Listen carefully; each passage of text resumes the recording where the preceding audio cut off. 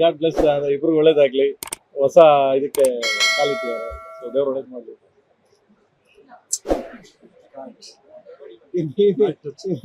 ಇನ್ನೇನ್ ಹೇಳದ್ ನಾನು ಅಂದ್ರೆ, ನಾನು ಅವ್ನು ರೇಗಿಸ್ತಾ ಇರ್ತೀನಿ, ಅದೆಲ್ಲ ರೇಗಿಸ್ತಾ ಇದ್ದೆ ಅವನು. ತಾಲಿ ಕೈಲಿ ಶೇಕ್ ಮಾಡ್ತಾ ಇದ್ದ, ಅದಕ್ಕೆ ಹೇಳ್ದೆ ನಾನು.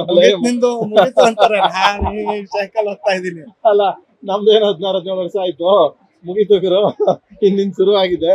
ಸೇಮ್ 18 ವರ್ಷ, 1 ವರ್ಷ ಕಮ್ಮಿ ಹೇಳಿದೀನಿ.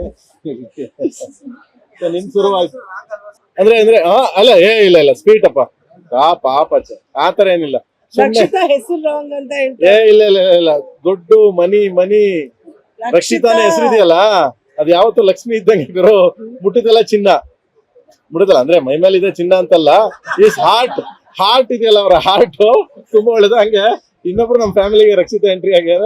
ನಿಜವಾಗ್ಲೂ ಅವ್ರ ಹಾರ್ಟ್ ತುಂಬಾ ಒಳ್ಳೇದು. ಅಂಡ್ ದೆನ್ ಇಬ್ರು ಚೆನ್ನಾಗಿ, ಗಾಡ್ ಬ್ಲೆಸ್, ತುಂಬಾ ಚೆನ್ನಾಗಿ ನಗ್ನಗ್ತಾ ಖುಷಿಯಿಂದ ಸೊ ಹೋಗ್ಲಿ ಅಂತ ದೇವರಲ್ಲಿ ಪ್ರಾರ್ಥನೆ ಮಾಡ್ಕೊತೀನಿ. And then is hero actor.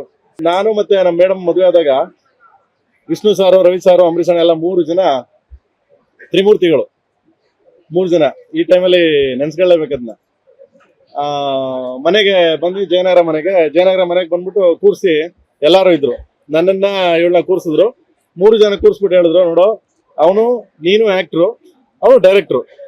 So Ambareesh ಮಾಮ ಸೆಡ್ ದಿಸ್ ಆಕ್ಚುಲಿ. ಅವನು ಡೈರೆಕ್ಟ್ರು.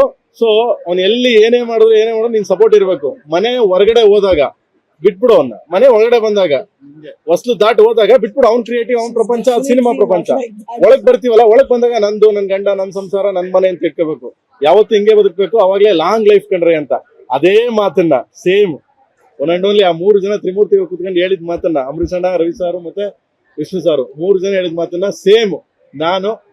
ಸೊ ಅದನ್ನ ರಿಪೀಟ್ ಮಾಡ್ತೀನಿ ಅವರಿಬ್ಬರಿಗೂ. ಏನಕ್ಕೆ ಅಂದ್ರೆ, ಸೊ ಅದೇ ರೀತಿ ಇಬ್ರು ಸಂಸಾರ ಮಾಡ್ಕೊಂಡು ಹೋಗ್ಲಿ.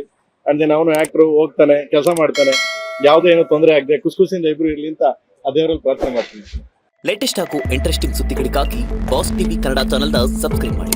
ಹಾಗೆಯೇ ಬೆಲ್ ಐಕಾನ್ ಪ್ರೆಸ್ ಮಾಡಿ. ಇದರ ಜೊತೆಗೆ ಫೇಸ್ಬುಕ್, ಇನ್ಸ್ಟಾಗ್ರಾಮ್, ಎಕ್ಸ್ ನಲ್ಲೂ ಮಿಸ್ ಮಾಡದೆ ಫಾಲೋ ಮಾಡಿ.